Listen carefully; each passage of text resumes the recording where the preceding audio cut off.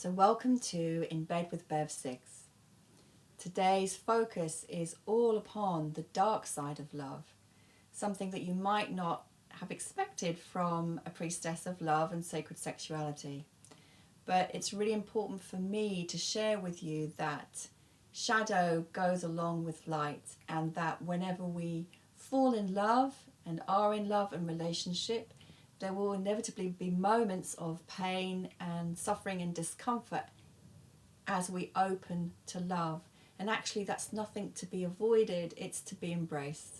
So one of the key things I want to get across today is that intimacy will bring up your issues. It will. That's what happens. We then get to a place that Kathleen and Gay Hendricks, relationship experts, call the choice point. We have two choices: to notice what's going on, take full responsibility for it and communicate the truth of it, the full truth of it to our partner, or to go unconscious, withhold, withdraw, or project, which will just take us deeper into codependency. First choice promotes love and intimacy, second choice doesn't.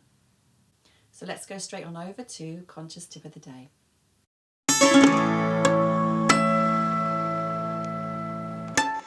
So today's conscious tip is how to deal with when you get triggered or when your shadow rises up in relationship. So first of all, what do you do when you have a reaction to what's going on in the relationship with your partner? Something's triggered you. You have a physical reaction, a mental reaction, an emotional reaction.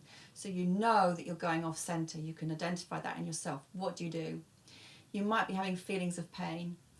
So there's two pieces of advice I'm going to give you. First one is advice from Mary Magdalene in this amazing book that was channeled by Mercedes Kirkle. So what she suggests, and actually all relationship advisors tell us this, it is to embrace and feel your feelings, the painful feelings, everything, rather than to avoid or reject them.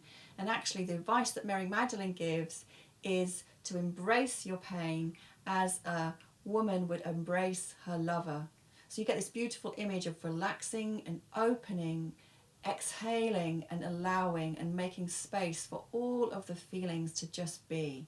In that, if you fully allow and surrender to the feelings and to the pain, you will get to the other side of the dark. And on the other side of the dark is the light. And actually Mary Magdalene says that by fully feeling our pain, instead of avoiding it, we get to meet God. So that's a pretty great incentive. The other piece of advice I want to give to you is what to do. Like, people ask me, what do I do when I'm in the situation with my lover, with my partner? I get triggered. We go into the same old pattern and it escalates. So a great thing to do, if you're able to identify what's going on, so that's key to notice the response in your body, in your mind, in your heart, and your emotions. Notice and communicate that. I know it's not always that easy, but if one of you is able to say, I'm feeling triggered, or I notice I'm having a reaction, instead of doing the blaming thing where you point your finger at your partner, notice one finger at them, three fingers back at you. It's never going to work by projecting your stuff onto them. It will make them defensive, then the argument will escalate. So if you're able to say, I feel triggered, I notice I'm reacting, it brings presence to the situation, it diffuses the tension between you and the potential for conflict, and it opens the field again. So those are my two bits of advice. Know that yes, there can be pain, yes, there can be suffering, yes, there can be discomfort. However, avoiding it is not going to give you the divine love relationship that you really want. The only way to get there is by feeling and embracing it fully and becoming conscious of your own patterns. On the other side, though, there's the potential for freedom, aliveness, more love, more joy, more empowerment, more truth. And who wouldn't want that?